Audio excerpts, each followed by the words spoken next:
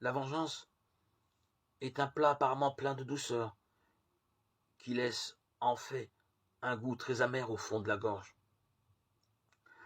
C'est la raison pour laquelle l'apôtre Paul affirme « Ne vous vengez pas vous-même. À moi la rétribution, dit le Seigneur. » Romains 12, 19. Le désir de Satan est bien évidemment de nous maintenir dans un océan d'amertume afin que nous ne bénéficions jamais des bénédictions divines. Résistons-lui.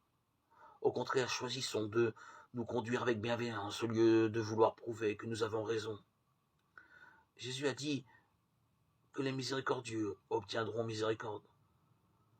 Vouloir prouver aux autres qu'ils ont tort et que nous avons raison, est-ce vraiment si important que ça? Si nous ne pardonnons pas aux autres, notre Père non plus ne nous pardonnera pas. Matthieu 6, 14, 15. Sommes-nous prêts à payer ce prix? Remontons à la source de notre amertume. L'origine est souvent cachée au plus profond de nous-mêmes.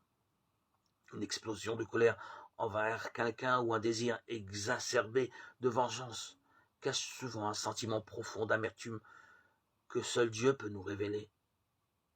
Demandons-lui donc son aide. Ne plus nous conduire en victime. Refuser de pardonner fera toujours de nous une victime.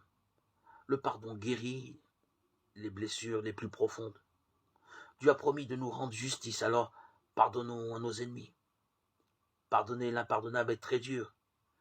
Mais mourir sur la croix aussi était très dur. Très dur étaient les insultes. Très rugueux le bois levé. Très acérés les clous des Romains. Les faibles ont besoin de vengeance. La miséricorde est le privilège des êtres forts et courageux. Apprenons à être forts et courageux.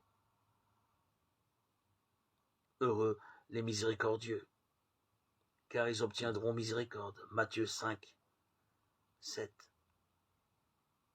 Apprenons donc la bienveillance. Demandons l'aide au Seigneur. Par nous-mêmes, nous ne pouvons rien. Sans lui, nous ne sommes rien.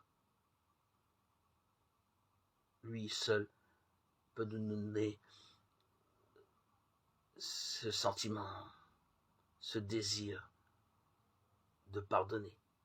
Pardonner du plus profond de notre âme, du plus profond de nous-mêmes.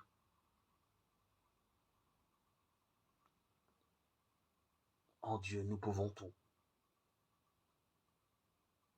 Rien nous est impossible.